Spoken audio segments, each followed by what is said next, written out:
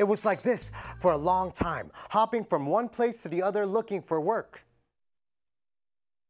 Yes, boss. I'll wash your dishes for $7 a week. I ran away from that job after 3 weeks. You've never seen me here in Santa Barbara, sir, because I just arrived. Of course, I can work in the bakery. No problem. 3 months, then I was gone. Now, in bigger towns, no matter how bad the work was, we'd get dressed up. O sige, boys. Oh, I'll meet you there. don't be late. Oo. Sometimes we'd get dressed up even if we don't have a job. Now, a Filipino who has a job in a restaurant, a hotel, or a rich person's home would carry his work clothes in a small bag and afterwards go to a gambling house or a dance hall. There's a Filipino smoking a cigar and spitting like a big man into a box on the floor. He's going to the back where people are gambling and cursing. Please, don't! Manong? I'm sorry? Kapatid mo ko. I don't know who you are. Taga-Mangusmana tayo. Nakalimutan mo na ba ang simoy ng hangin sa bayan? Naalala mo ba nung hinampas mo yung kalabaw sa ulan dahil ayaw gumalaw? You got the wrong guy. O nung nahulog ako sa puno, dinalan mo ako ng mga dyaryo para basahin. Hinawakan mo ang aking ulo tapos tumakbo ka papunta sa bayan para makahanap ng trabaho. Manong kiti-kiti. Si ALLOS ako. If you're really my brother, tell me our mother's name. Meteria. Pero ang tunay niyang ngalan ay Autilia Sampayan. Nagbibenta kami ng mga bagoong at asin sa mga bayan noon. It's been so long since I've heard the sound of home. Look at you. How you've grown. I have almost forgotten you. Please forgive me, my brother. Life is tough, Carl. You should have not come here to the States. Now you can never go home. Oh. We're in a bootleg racket.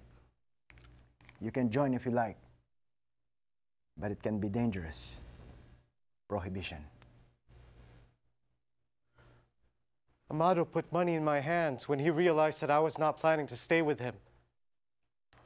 I left for Los Angeles. He called me Carl.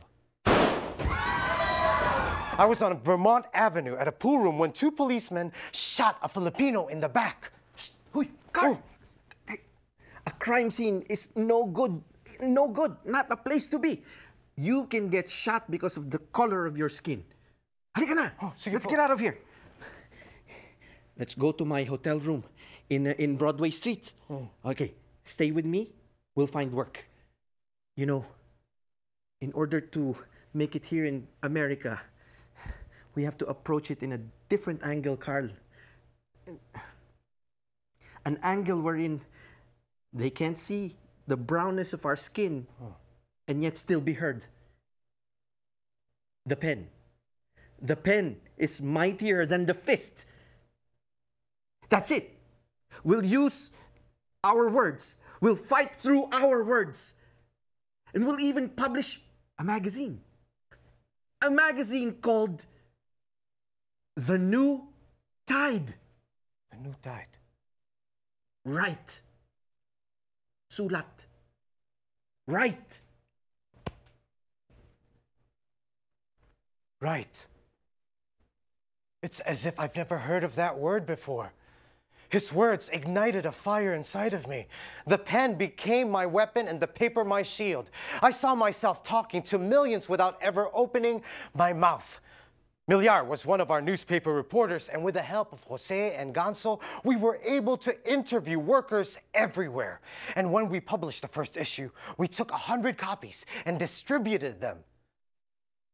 Mga kababayan, workers of the field, Our stories are in these papers. Read them and talk about our struggle. And make sure to read it out loud to those who do not have the luxury to do so. They too are a part of our movement. The publication of the new tide strengthened the Filipino Workers Association and UCAPAWA, or United Cannery, Agricultural, Packing, and Allied Workers of America. But word got around, and retaliation is inevitable. Jose and other laborers met up in Milyar's house in San Francisco to set out a plan. Our kababayans in urban and rural areas must stick together. Then we will proceed to join forces with our Mexican brothers and plan an all-statewide strike. It was a long road ahead for all of us. Jose and I were in Santa Maria when we heard that Milyar was having trouble in San Jose. We took the first bus to head over there but didn't find him. Our plight was no longer a Filipino issue, but a labor issue. Hermanos, I come here today to tell you what is going on. It is not only happening in lettuce fields, but everywhere else. If we do not unite, you will be at the mercy of your employers. There is no other choice but to strike. That night, Jose and I were at the back room of a restaurant preparing a leaflet when 5 white men came into our room. It was too late.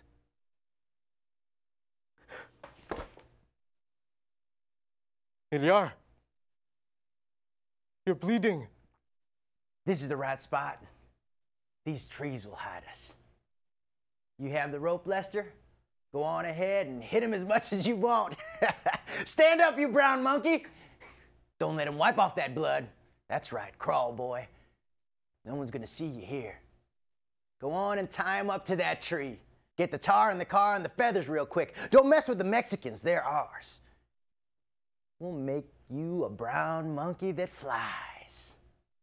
Then they turned to me.